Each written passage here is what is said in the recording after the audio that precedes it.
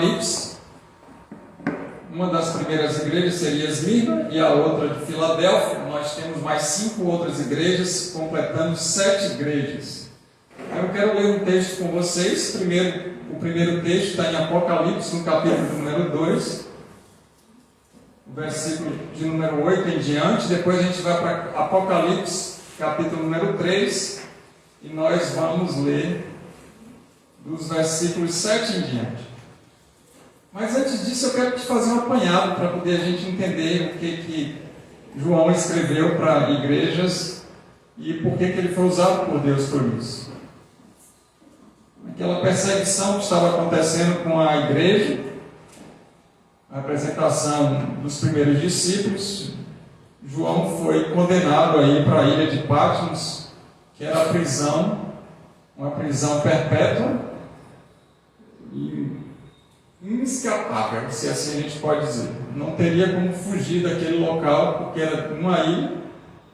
E quando chegou no auge da perseguição da igreja, mandam João para lá como um representante oficial daqueles que ainda não tinham morrido, porque a igreja é muito perseguida, morrendo a espada e morrendo também por outros tipos de violência. Os mártires então começam a ser bem elucidados naquele tempo.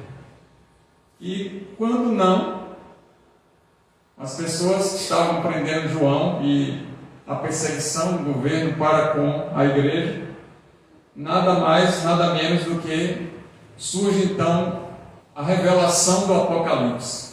Nada melhor do que João estar naquela ilha para poder a gente receber essa revelação bendita que serve para nossos dias e os dias vindouros. Interessante que quando se fala em Apocalipse dá a impressão que é o final de tudo, é algo apocalíptico, mas para nós que estamos em Cristo Jesus, Apocalipse é o livro da revelação, é a certeza do cumprimento das promessas proféticas de Deus a respeito do povo dele, com a salvação plena em Cristo Jesus, o nosso Senhor.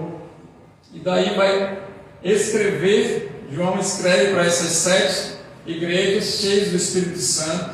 Ele vai trazer algumas revelações onde Cristo pede para o próprio João divulgar isso para essas 7 igrejas, lembrando que Paulo também escreve para 7 igrejas. Então a gente chega no auge do cumprimento daquilo que Deus quer em relação à perfeição dele para as igrejas. Igreja pode ser eu, você, mas pode ser a igreja local. Nesse caso aqui, seriam as igrejas locais da Ásia Menor.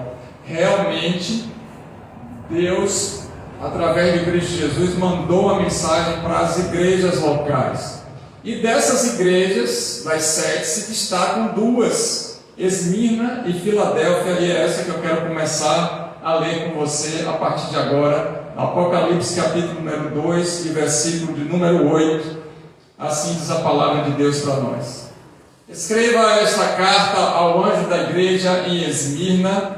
Esta é a mensagem daquele que é o primeiro e o último, o Alfa e o Ômega, que esteve morto, mas agora vive. Então, já começa falando a respeito desse Deus maravilhoso, na pessoa de Cristo Jesus, que está enviando a mensagem. Ele é o início de todas as coisas, ele também é o final. É nele e por ele e para ele que tudo se concretiza, e o final também é com ele. Deus, ele está acima de tudo e de todos, ele é soberano. Antes de qualquer existência, ele já era. Deus, ele se revela como eu sou quem sou. Então ele é o início e o final, o primeiro, o último, o alfa e o ômega, aqui na linguagem grega. Ele esteve morto, mas agora vive, significando que ele veio em corpo e morreu, ressuscitou no terceiro dia e hoje está à destra de Deus e voltará para buscar a igreja dele. Amém? E continua no versículo de número 9 dizendo: conheço suas aflições e sua pobreza, mas você é rico. Na realidade, quando escreve para a igreja de Esmirna, ele está dizendo que ele sabe das nossas dificuldades.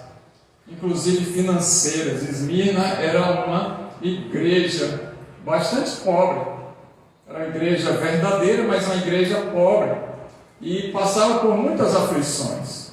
Geralmente, quando o povo tem carências financeiras, ele passa por algumas dificuldades, mais do que aqueles que não têm. E o próprio Cristo disse que conhecia essas aflições. Mas você é rico, porque existem pessoas que pensam que são ricas, mas são pobres espiritualmente. Elas não têm revelação daquilo que Deus quer, elas não têm intimidade com o Espírito Santo, elas não vivem com o Cristo que a gente conhece. Então toda a riqueza desse mundo seria nada em relação a esse conhecimento de Deus. E o próprio Jesus disse que essa igreja é uma igreja rica, rica espiritualmente falando, apesar de ter dificuldades e carências financeiras, e seja escassos recursos financeiros. E ele ainda completa dizendo: sei da blasfêmia dos que se opõem a você. Eles se dizem judeus, mas não são, pois a sinagoga deles pertence a Satanás. E aí a gente vai perceber, estudando as duas igrejas paralelas, Esmirna e Filadélfia, que existia uma turma de judeus, nos quais perseguiam essa igreja do Senhor, agora formada e iniciando o cristianismo naquele tempo, onde esses próprios judeus queriam que aquelas pessoas estivessem seguindo as leis de Moisés e que estivessem cumprindo todas as exigências judaicas. É lógico que muitos judeus se converteram ao cristianismo, e aqueles iniciantes na fé cristã também estavam sendo perseguidos, estavam sendo oprimidos, recebendo inclusive injúrias, calúnias, perseguições. E o próprio Cristo disse que sabia exatamente da oposição que estava acontecendo para aqueles irmãos que ali estavam em Esmirna, e toda blasfêmia, tudo que era de maldição proferida, lançada, feita a respeito daqueles que estavam ali congregando, daqueles que eram irmãos em Cristo na época, mas estavam sendo perseguidos pelos falsos crentes, e principalmente pela religião paralela, que era o judaísmo, que agora vem tomar uma nova conformação em Cristo Jesus, para que o povo que foi escolhido e separado por Deus para poder proclamar o Evangelho para todas as nações e ser demonstração dele para o mundo todo e converter, se assim a gente pode dizer, as outras nações, teria se corrompido e aí alcançado os gentios, e minha vida e a sua, graças a essa maravilhosa bondade de Deus, que fez com que também os judeus não quisessem aceitar por completo a Cristo. E esse evangelho chegou para mim e para você nos dias de hoje. E existiam então esses falsos cristãos que se diziam convertidos, mas na realidade estavam com práticas judaicas, guardando dias, guardando lua, guardando sábado, adorando outras coisas que não o próprio Jesus Cristo, mantendo as festas da Páscoa, do Pentecoste, das primícias, festas, etc. e tal, tendo algumas coisas que eram pertinentes à fé e à religião judaica, querendo que isso estivesse dentro da igreja cristã, e eles perseguiam bastante por causa disso. E Jesus disse que eles se diziam judeus, mas na realidade era uma sinagoga, ou era um templo, um santuário dedicado ao próprio Satanás. Aquelas igrejas eram igrejas falsas, que estavam perseguindo a igreja verdadeira de Esmirna como um local que adorava a Satanás. Isso é o próprio Jesus disse. Não é diferente nos dias de hoje, que a gente vê que estamos na contramão, inclusive, de muitos que se dizem irmãos em Cristo, mas estão com práticas completamente diferentes do que é ensinado nas Escrituras Sagradas, e a gente precisa ter cuidado com eles, e também não ficar apavorado, porque o próprio Jesus diz que conhece as nossas aflições. E quando a gente vai seguindo, a gente percebe que a gente encontra o versículo de número 10 em Apocalipse 2, que a mensagem vem como continuidade dizendo: não tenha medo do que estás prestes a sofrer. Uma mensagem então para mim e para você nos dias de hoje, ainda que foi uma mensagem direcionada para aquela igreja naqueles dias, mas não tenham medo dos sofrimentos. Aquele que está em Cristo Jesus não deve ter medo de sofrimento, porque nós somos convidados a passar realmente pelas essas aflições do mundo, as aflições da vida. Nós não fomos convidados para viver num mar de fantasias, em algo ilusório e de contentamento o tempo todo, de prazeres e satisfações. Nós fomos chamados para poder viver o Evangelho verdadeiro, e nesse Evangelho a gente vai passar por alguns sofrimentos. É claro que a maioria das vezes nós vamos perpassar por situações de alegria, e o próprio Deus vai permitir que a gente passe por isso, para que a gente possa ficar com um caráter mais próximo de Cristo. Ele diz assim: o diabo lançará alguns de vocês na prisão, a fim de prová-los, e terão aflições por 10 dias. Naquele tempo realmente é um tempo pré-determinado, mas aqui a gente entende que alguns de nós estamos com opressões diversas, com tentações, quem sabe, ou passando por tantas dificuldades que acabam sendo aflições que o próprio Deus está permitindo para que a gente seja afligido, e nós examinarmos a nós mesmos e descobrirmos quem nós somos. Essas aflições, fiquem tranquilos, porque por um escasso período de tempo, um curto intervalo de tempo. Se você veio para essa casa de oração e está passando algum problema, a palavra que está sendo liberada para você é dizendo que aguenta firme, porque isso vai passar e é por pouco tempo. Mas se você permanecer fiel mesmo diante da morte, eu lhe darei a coroa da vida. Então Jesus nos convida a sermos perseverantes, inclusive em situações que nos levem diante da morte. E muitas vezes não é a morte física. Às vezes a gente fica com aquela sensação de que a gente teve uma perda muito grande, e perda muito grande é um significado de morte. É claro que essa perseverança vai nos dar a coroa da vida, vai nos transportar para a glória em Cristo Jesus. É nessa perseverança que nós vamos alcançar a nossa salvação em santificação a cada dia. Amém? E ainda em Apocalipse 2,11, ele continua dizendo: quem tem ouvidos para ouvir, ouça o que o Espírito diz às igrejas.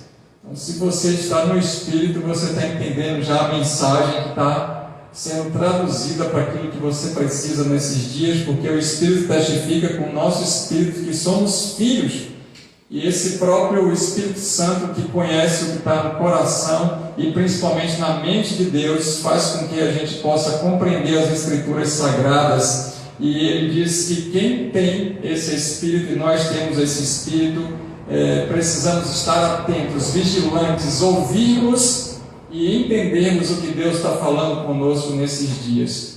Quem for vitorioso, quem ficar nessa perseverança da palavra, em obediência, não sofrerá o dano da segunda morte. Olha que promessa maravilhosa. Eu e você que temos aliança com Cristo, não vamos perecer na segunda morte. Nós teremos uma vida eterna para todos sempre. E qual seria essa segunda morte? É uma perda completa do afastamento de um Deus maravilhoso, bondoso, fiel, justo, um Deus cheio de amor e de graça. E quando se há um rompimento, um afastamento completo, se vem a segunda morte, e essa morte é uma morte espiritual. Amém? Eu quero que você abra agora em Apocalipse, no capítulo número 3, a gente vai ler os versículos 7 em diante.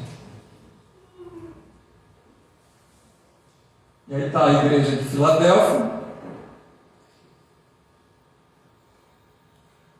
Escreva esta carta ao anjo da igreja em Filadélfia. Esta é a mensagem daquele que é santo e verdadeiro. E só existe um santo e verdadeiro. E ele nos convida a sermos santos porque ele é santo. E sem essa santidade a gente não verá a Deus. E ele é um Deus verdadeiro. Jesus é a verdade. Ele é um Deus que não existe dolo nem pecado. Ele tem a chave de Davi. O que ele abre, ninguém pode fechar. E o que ele fecha, ninguém pode abrir. Ele tem a chave dos céus. Ele tem a chave de todas as portas possíveis e imagináveis. Muitas vezes a porta não está aberta porque não é o momento de nós adentrarmos. Então ele não vai deixar essa abertura para que a gente adentre num tempo errado e a gente venha a perecer. Mas quando ele abre a porta, aí você pode adentrar. Eis que estou à porta e bato. A gente sabe disso, e que se a gente abrir e deixar ele entrar, ele vai cear e morar com a gente para todo sempre. E ele disse que quando a gente pede e abrir-se-vos-á, então dá a impressão que a gente está orando e vai abrir algo. E lógico que o nosso raciocínio é para a abertura de porta. Bater e abrir-se-vos-á, lógico que quando a gente bate, essa porta vai abrir. E buscar encontrareis. A gente precisa orar para que Deus possa mover aquilo que Ele quer segundo a vontade dEle. Olha o que diz o versículo de número 8. Sei de tudo o que você faz. Imagine, Jesus está falando para mim e para você nessa hora. Eu sei tudo que você faz. Os olhos do Senhor estão em todos os lugares do mundo. Ele conhece os nossos pensamentos. Ele sabe as nossas atitudes. Ele conhece tudo aquilo que a gente coloca em prática. Deus conhece tudo que a gente faz. Não tem nada nosso que esteja escondido, latente diante de Deus. E aí ele fala assim ainda: abri para você uma porta que ninguém pode fechar. Deus está falando comigo e contigo através da pessoa de Cristo Jesus, na revelação da palavra, e o Espírito Santo está testificando em você. Abrir uma porta que ninguém pode fechar. E é claro que quando a gente toma uma dimensão espiritual, é uma porta muito maior do que uma dimensão física. Abre os portais para que entre o Rei da Glória. Quem é esse Rei da Glória? O Senhor dos Exércitos Todo-Poderoso. Ele é o Rei da Glória. Estou abrindo as portas do céu para que você entre e ninguém pode retirar a salvação. Abro uma porta espiritual para que você avance. Estou abrindo porta. Aliás, a porta que eu já abri, ninguém pode fechar. Ela é sua. E ninguém pode adentrar no seu lugar. Lembra-se que ele falou que tinha as chaves de Davi? Então aquilo que Deus determinou e fez, ninguém pode impedir. Não tem demônio, não tem pessoas, não tem governo, não tem problemas, não tem situações, não tem ambiente, não tem poderes, não tem nada e ninguém que possa impedir o agir de Deus na minha e na sua vida. Eu abro uma porta que ninguém pode fechar, adentre nela, diz o Senhor. Você tem pouca força. E o próprio Cristo diz: eu sei que você tem pouca força, mas a porta está aberta, você precisa se arrastar até ela, você precisa dar um jeito de se esforçar e adentrar nela, você precisa tirar coragem da onde não tem e adentrar nela, você precisa estar aonde eu te coloquei. Você tem pouca força, eu sei, mas ainda assim obedeceu a minha palavra e não negou o meu nome. Deus conhece os seus. Ele sabe que apesar de todas as nossas dificuldades, as nossas incapacidades e limitações, Ele fala para mim e para você que o não negar o nome dele, confessar o nome dele para todos, faz com que a gente obedeça a palavra dele. E obedecer a palavra dele faz com que a gente não negue. Porque tem uma letra aí de intercessão, juntando as duas proposições. E ele fala, mas ainda assim obedeceu a minha palavra, continua perseverando em obediência. Ser discípulo de Cristo é obedecer aquilo que ele está falando, que ele está nos ensinando. Estar convertido significa cumprir com os princípios de Deus. Muitas vezes a gente pensa que ser crente é frequentar uma igreja, ou que ser crente é estar numa comunidade evangélica, ou ir para a igreja todos os domingos. Não. Ele fala através dessa carta à igreja de Filadélfia, que apesar de todas as nossas labutas, dificuldades e pouca força, o importante é a gente obedecer a palavra, se manter firme nessa palavra. Essa palavra é o poder de Deus para aquele que crê. O versículo de número 9 diz: veja, obrigarei aqueles que pertencem à sinagoga de Satanás, aos seus perseguidores, aos seus opressores.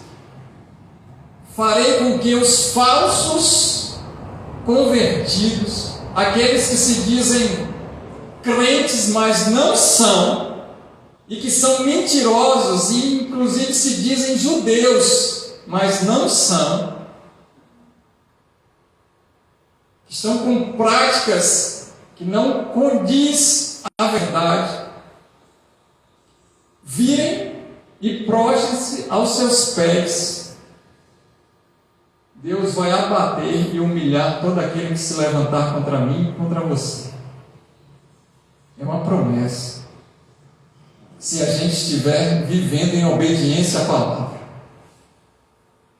Então, se alguns estão falando mal, se opor a gente, discordar do que é princípio de Deus, se levantar contra mim e contra a sua vida, porque a gente está cumprindo as Escrituras e querendo obedecer o que está nas Escrituras Sagradas, não se preocupa, porque o próprio Deus vai abater todos esses soberbos.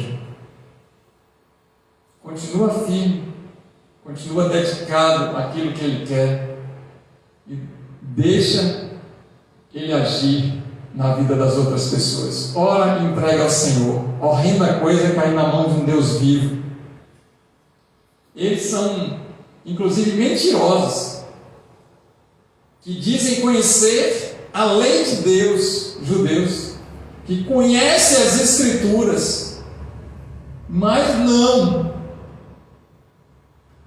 E todos eles vão ver e vão reconhecer que eu amo você. E aí ele não está falando para mim e para você individualmente, mas ele está falando como igreja. Filadélfia. E a gente aprende quando a gente está em igreja, quando a gente faz parte desse corpo de Cristo, todos aqueles que se levantam contra nós, que nos injuriam, vão cair prostrados, porque Deus abate os soberbos, mas dá graça aos humildes. O Senhor Jesus ama a igreja dele e ninguém pode se opor, se levantar contra a igreja do Senhor. É Ele que é responsável e mantenedor da igreja. Olha o que o versículo 10 diz: porque obedeceu a minha ordem para perseverar. É tempo de perseverar. A ordem é persevere. E eu e você precisamos obedecer essa ordem. Perseverar. Perseverança é uma esperança persistente, ou é uma persistência em esperar, se manter firme no propósito, se esforçar para continuar no direcionamento de Deus, mas eu não tenho força, eu já estou esgotado, já estou completamente esvaído. Clama a Deus e Ele derrama essa força.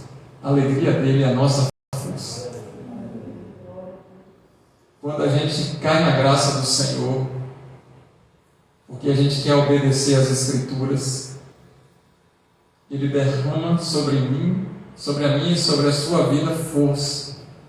Porque se Ele se alegra, a alegria do Senhor que nos faz ter força. E Ele diz: eu o protegerei do grande tempo de provação que virá sobre todo o mundo, para pôr à prova os habitantes da terra.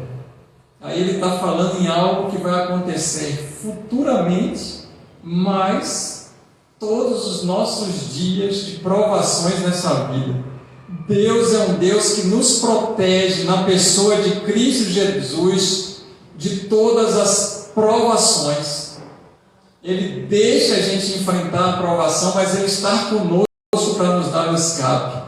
Ele nos prova para ver o que está no nosso coração, para eu e você reconhecermos quem Ele é, mas Ele está conosco, nos protegendo. Deus é um Deus que nos guarda em meio às tribulações, às doenças, às pestes, às guerras, aos conflitos, aos problemas e tudo que é de mazela e ruim nesse mundo.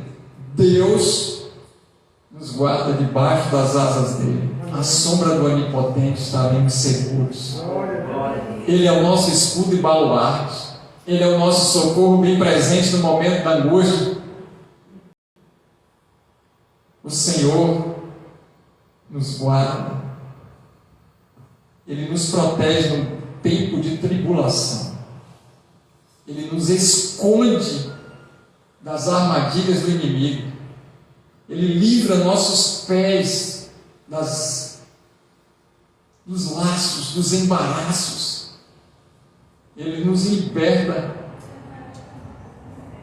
das dificuldades criadas pelo inimigo. O Senhor é um Deus que nos protege, irmãos. Ele tem zelo pela mim e pela sua vida.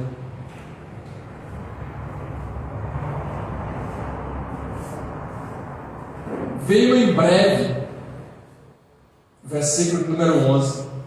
Apegue-se ao que você tem, para que ninguém tome a sua coroa. Veio em breve. Maranata, Senhor Jesus, agora vem, pois, Senhor Jesus. Jesus está voltando para buscar a igreja dele. Eu ouço isso há mais de 2000 anos e nunca acontece, porque um dia para Deus pode ser 1000 anos. Mas precisamos viver como se não tivéssemos um outro dia nessa terra. Ninguém sabe o dia que o Senhor vai nos chamar.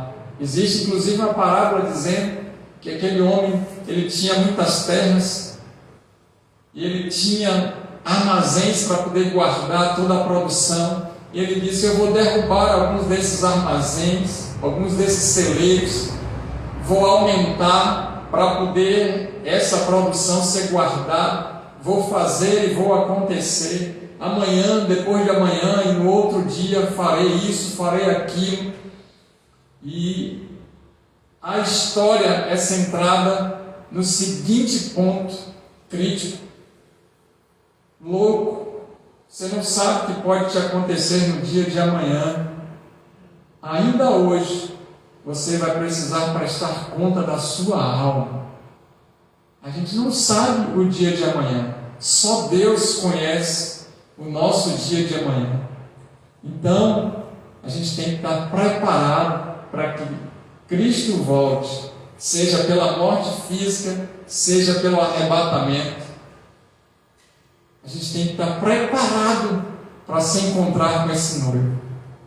Não ser aquele crente disperso, aquele crente que dorme, que não está vigilante, como as noivas imprudentes ou nécias, que não tinha no candeeiro delas o óleo.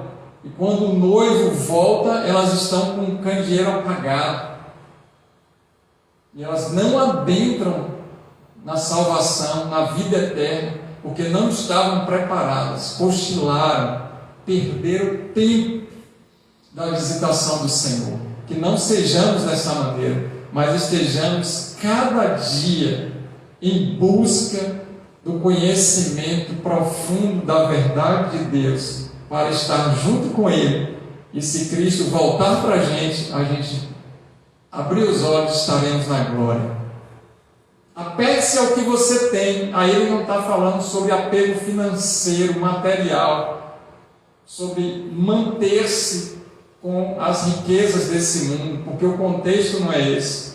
Ele está dizendo assim: segura firme essa palavra da salvação, guarda ela no teu coração para não pecar contra o Senhor, coloca ela em prática, vive a verdade, anda na verdade, segue o caminho que é Cristo Jesus, fique junto ao Espírito Santo todos os momentos, grude, apegue-se, se una com essa palavra para ninguém poder roubar a sua salvação. Num vacilo, ninguém tomar a coroa. A coroa no significado de que ela vai estar na cabeça. A cabeça, nossos pensamentos. Quando a gente pensa em algo, a gente coloca em prática algo, se torna um hábito. A repetição desse hábito vira um comportamento, a repetição desse comportamento vira uma cultura. Então, há 20 anos atrás, se tinha uma ideia de muitas coisas relacionadas com as crianças dançando músicas que são pervertidas, que sexualizam elas. Hoje a gente está pagando preço por aquilo que aconteceu antes. O tempo passou e agora a gente está colhendo as nossas sementes, falando em sociedade como um todo.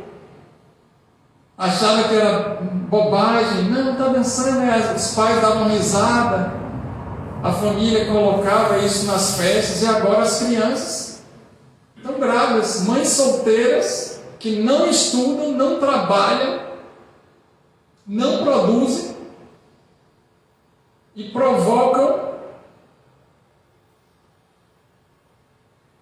uma crise econômica terrível de 8 bilhões de reais por ano por causa da gravidez na adolescência.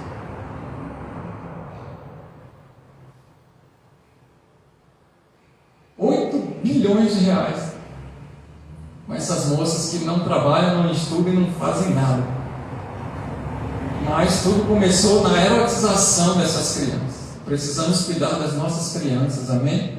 Você pai, você mãe, ensine a criança o caminho que deve andar para ela nunca se afastar.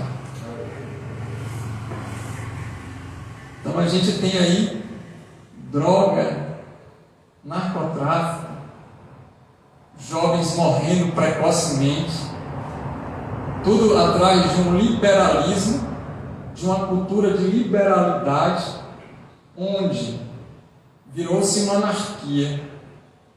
A liberdade sem disciplina é libertinagem. E libertinagem vai gerar violência, que vai gerar morte.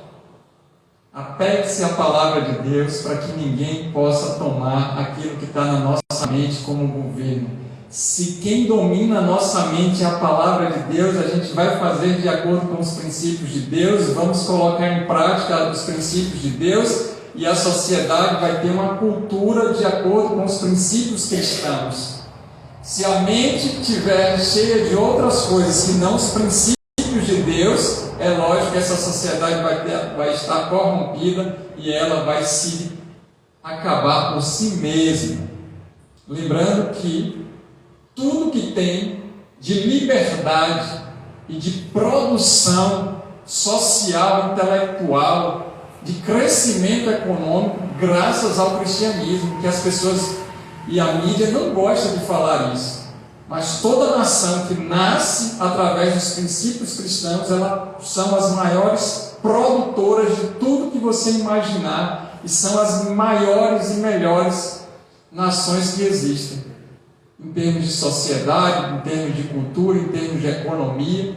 As maiores faculdades do mundo surgem através do cristianismo. E o entendimento desses princípios de Deus liberta as pessoas. Conhecereis a verdade vos libertará.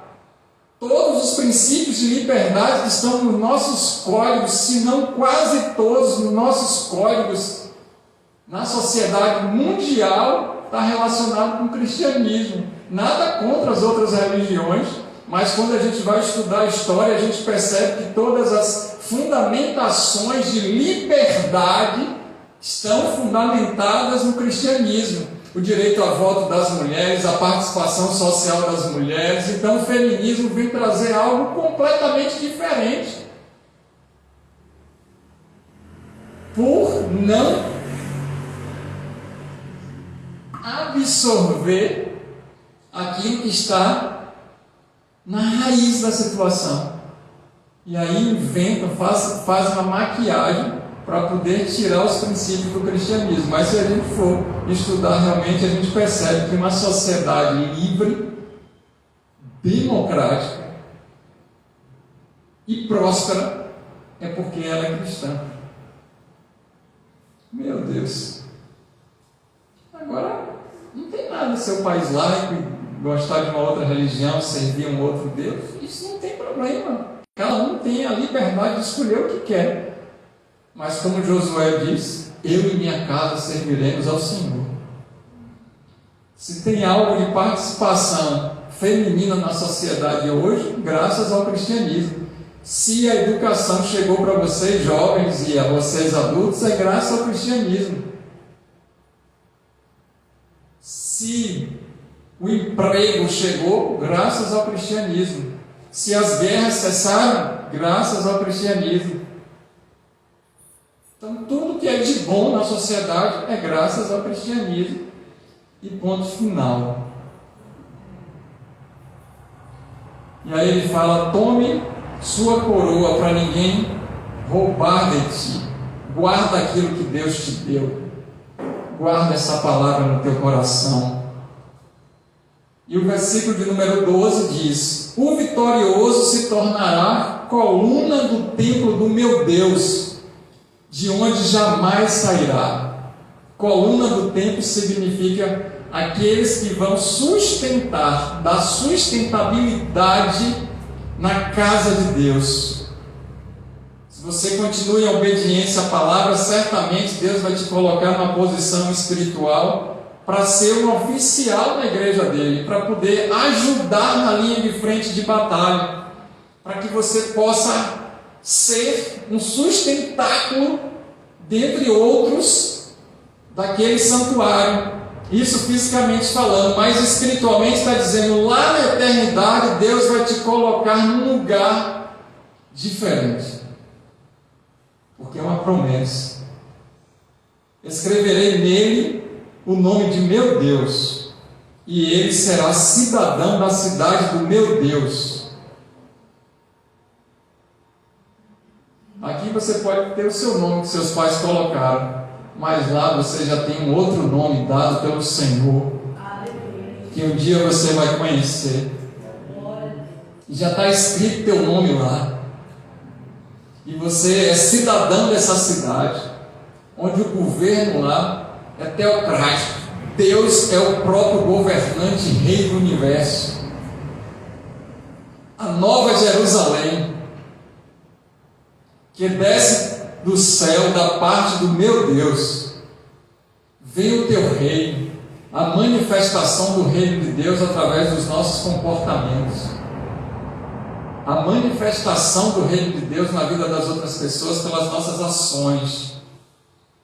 Mas iremos para a Nova Jerusalém, um local que não vai ter mais choro, mais lágrimas, mais dores, mais sofrimentos, mais um lugar eterno e maravilhoso com o nosso próprio Senhor.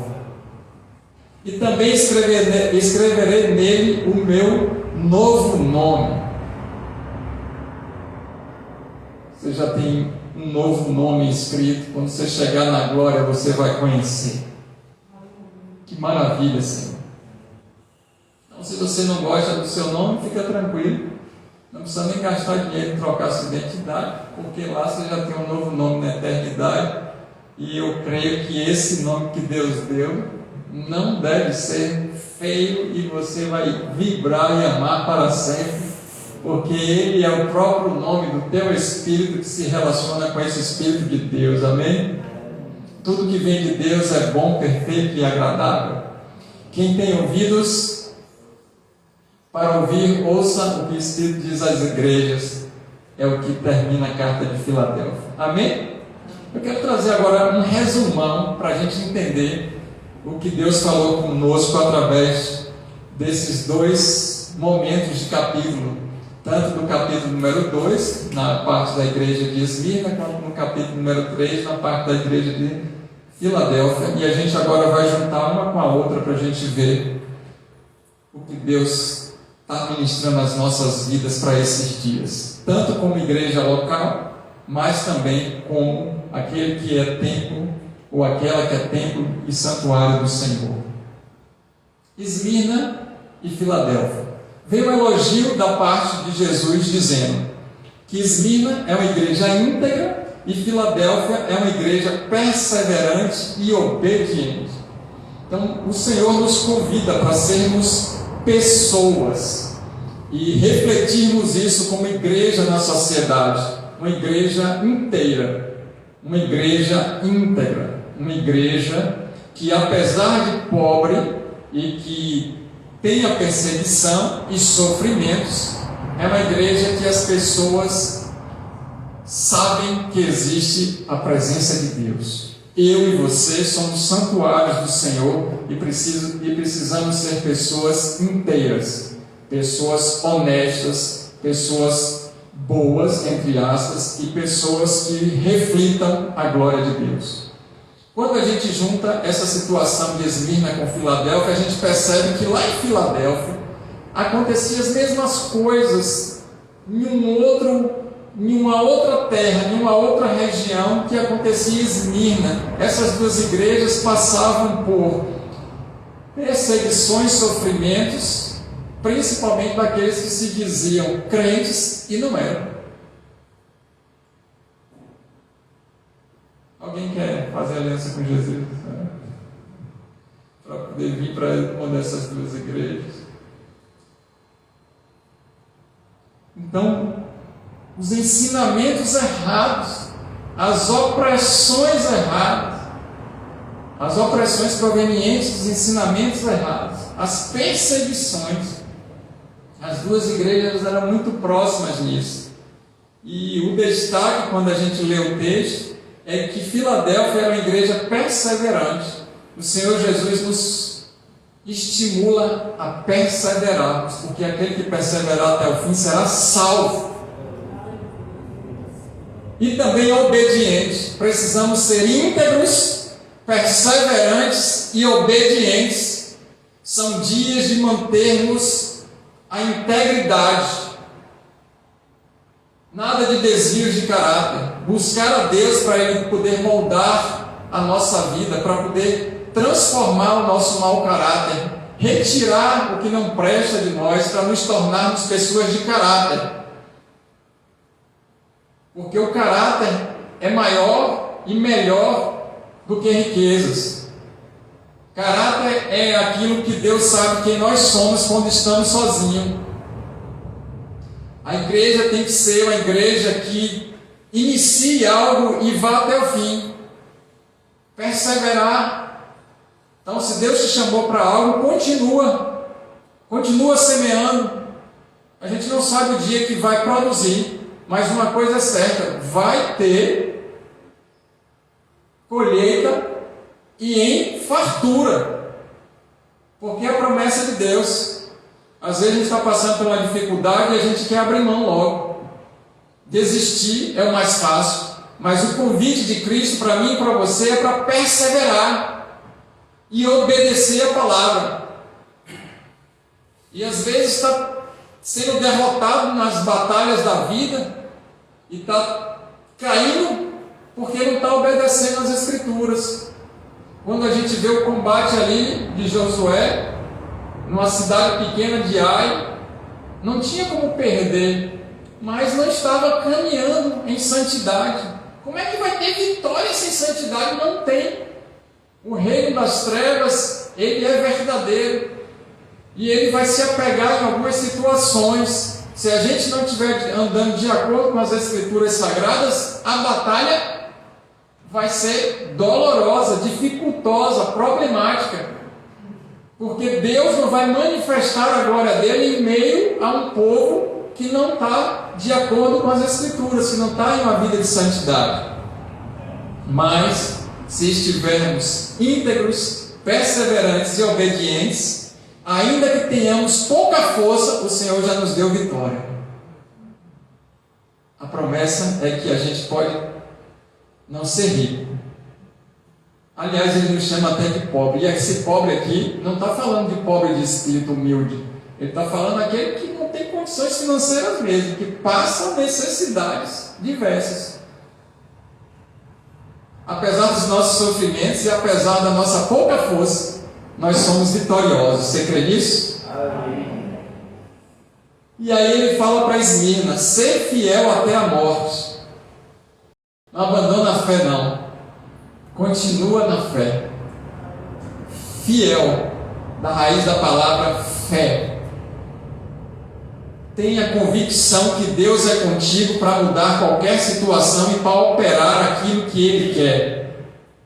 Se mantenha fiel à palavra de Deus. Não abra mão de Cristo por nada. Não negocie o Evangelho de Jesus Cristo por nada. Se tem algo para você guardar, se tem algo para eu guardar, são os valores das Escrituras Sagradas, das coisas contidas nas Escrituras Sagradas. Não confunda preço com valor. E a gente ouve as pessoas dizerem: tudo tem um preço, mas nem tudo tem valor. E a gente precisa valorizar aquilo que realmente tem valor. E muitos estão valorizando coisas que somente têm preço. Conservar a verdadeira doutrina, guardando a salvação. Cuidado com os falsos ensinamentos. As redes sociais estão recheadas de falsos profetas, operando sinais, prodígios, ensinamentos de falsos mestres, teologia da prosperidade, liberalismo religioso, sincretismo religioso, misticismo, paganismo, mundanismo, hipergraça, uma falsa doutrina, uma aparência de evangélico, uma carcaça de crente, mas não tem nada de crente. Muito pelo contrário, se levanta inclusive aos verdadeiros crentes que não estão nas práticas de corrupção e nos desvios doutrinários. Então, cuidado nesses dias. Se conserve na doutrina aquilo que você aprende. E o que é que a gente aprende se as pesquisas científicas dizem que 70% dos crentes não fizeram leitura bíblica hoje? É hoje que é domingo? Não, porque você também não leu ontem. Você também não leu anteontem. De 100 crentes, somente 30 leram as Escrituras no dia de hoje, somente 30 vão ler amanhã. Como é que a gente vai conhecer a verdade se 60% da nossa liderança cristã nunca leu a Bíblia toda? Sabia disso? Eu sou líder, eu sou profeta, eu sou evangelista, eu sou pastor, eu sou bispo, arcebispo, sou anjo. Nunca leu a Bíblia.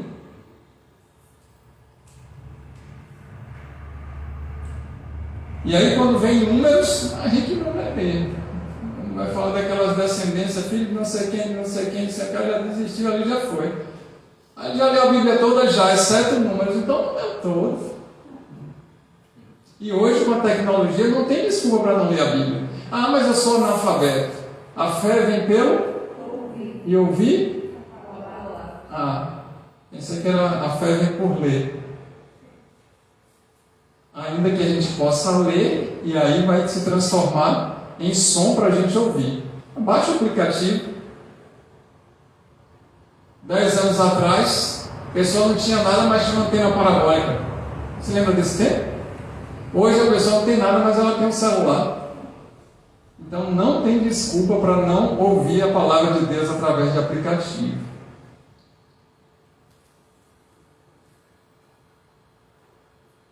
Você sabia que 35% dos pastores evangélicos no Brasil nunca leram as Escrituras Sagradas todas?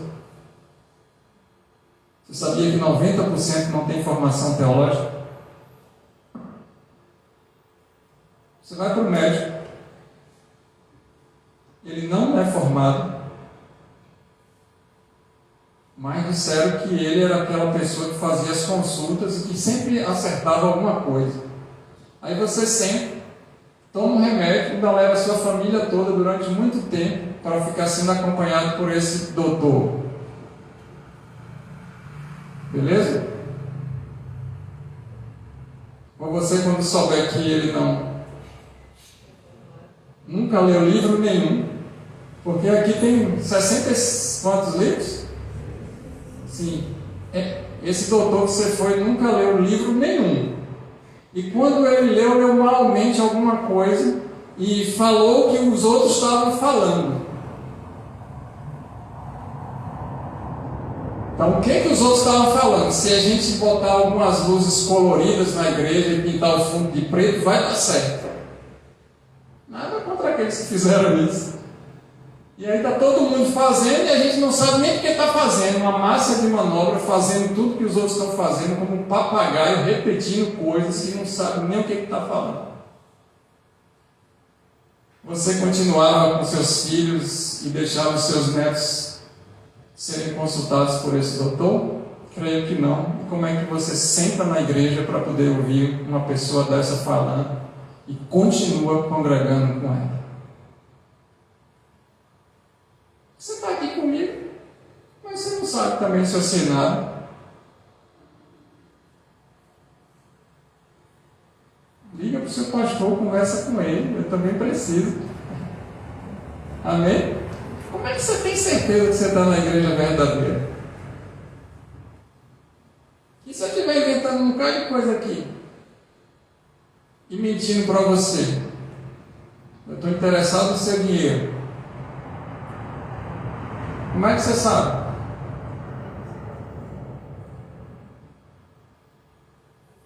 A certeza é que na igreja verdadeira o pastor pergunta isso que eu estou perguntando. Na igreja falsa você não vai ver essa pergunta, que ele não é bobo, senão você não volta mais. Pronto. Tá facinho? Facinho. Quem é que quer ficar exposto? Se a igreja não confronta, se do altar não vem palavra de arrependimento, se não fala nada que vai nos colocar em dificuldade para a gente poder perseverar, cai fora, porque tem alguma coisa errada. A vitória vem? Claro. A bênção vem? Vem. Deus é um Deus abençoador, mas acontece tudo de acordo com a obediência à palavra. E a igreja, para a gente, a palavra para hoje na igreja veio dizendo: não se preocupe, porque eu sei que tem pouca força, e eu sei que vocês são pobres, mas perseverem até o fim para serem salvos. Ô glória! E aí a gente não precisa ficar doido correndo atrás de riquezas, e a gente se contenta com aquilo que a gente já tem, não é com aquilo que a gente ainda vai ter. Olha que maravilha! Foi a aula da quarta-feira aqui nessa casa de oração. Amém? Mas não se preocupe, porque também pode ter falsos mestres doutores, sim ou não? Tinha um professor na universidade que ele era pós-doutor e ele acreditava em duende. E a gente brincava chamando ele de doente. Depois que eu me converti, eu vi que realmente ele estava doente, porque um cara com tanta inteligência, acreditar em doente, tinha que estar muito doente. Você vê que o conhecimento científico não tem nada a ver com o conhecimento das Escrituras Sagradas e a revelação espiritual de Deus. Ele pode ser um pós-doutor em determinada área, mas analfabeto espiritual. Sim ou não? Sim. Então eu te convido a deleitar-se nas Escrituras Sagradas, ouvir, ler, estudar e consultar. Tirar dúvida. Se não entendeu, tem que aprender a entender as coisas de Deus. Amém?